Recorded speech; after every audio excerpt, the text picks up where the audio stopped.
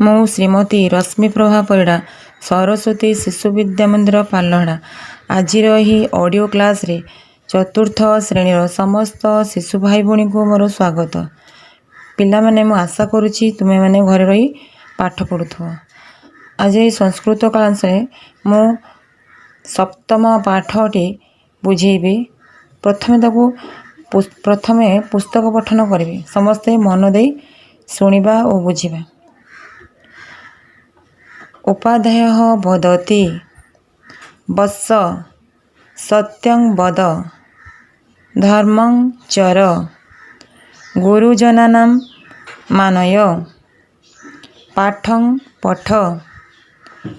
ମାତା ବଦତି ପୁତ୍ର ସ୍ନାନଂ କୁରୁ ଧ୍ୟାନଂ କୁରୁ ଭୋଜନଂ କୁରୁ ବିଦ୍ୟାଳୟଂ ଗଚ୍ଛ ଦେବଂ ନମ।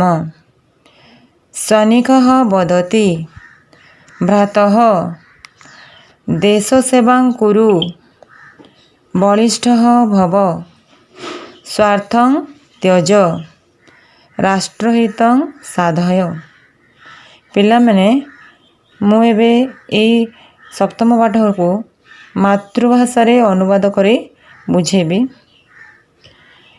ଉପାଧ୍ୟାୟଃ ବଦତି ଶିକ୍ଷକଃ ଶିକ୍ଷକ ବୁଝାଉଛନ୍ତି, କହୁଛନ୍ତି। ବତ୍ସଃ ବତ୍ସ ଶିଶୁମାନଙ୍କୁ ସମ୍ବୋଧନ କରି ସେ କହୁଛନ୍ତି। ସତ୍ୟଂ ବଦ ସବୁବେଳେ ସତ କୁହ। ଧର୍ମଂ ଚର ଧର୍ମକୁ ଆଚରଣ କର। ଗୁରୁଜନାନାଂ ମାନୟ ଗୁରୁଜନମାନଙ୍କୁ ମାନ, ମାନେ ଗୁରୁଜନମାନଙ୍କ ଯେଉଁ କଥା କହିବେ, ଗୁରୁଜନମାନେ ଯେଉଁ କଥାଟା କହିବେ ସେ କଥାକୁ ମାନିବ। ପାଠଂ ପଠ ପାଠ ପଢ଼।